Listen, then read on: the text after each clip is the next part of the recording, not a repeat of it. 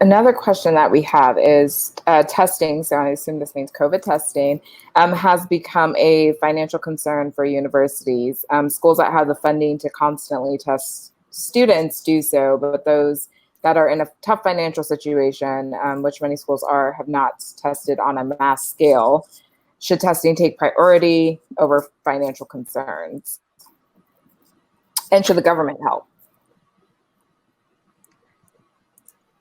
You can go ahead. Well, I mean, I can speak about, I mean, obviously, and again, we have the financial resources where there's certainly things that we're not able to do because we're doing testing. And I will say we're putting testing pretty high up in our priorities. So we're doing a random testing now.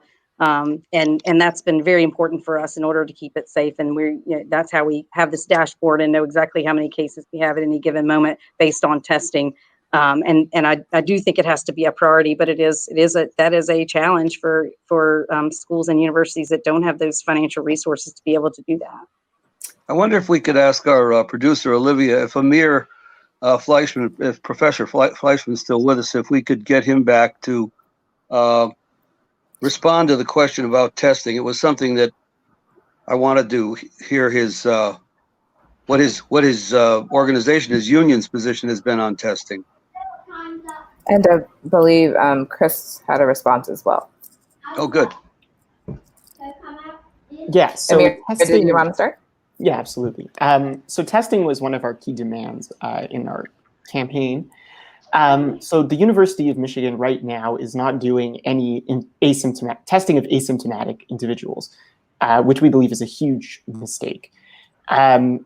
I am sensitive to what was said earlier about financial priorities for different universities.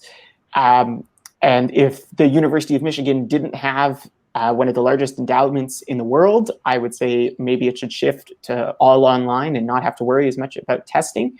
But that just isn't the case. The University of Michigan has $6.7 billion in unrestricted reserves in its endowment. It can definitely afford to have a more robust testing policy. The administration is choosing not to do that.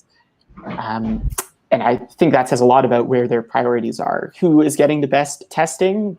The football players, not the bus drivers, not the nurses.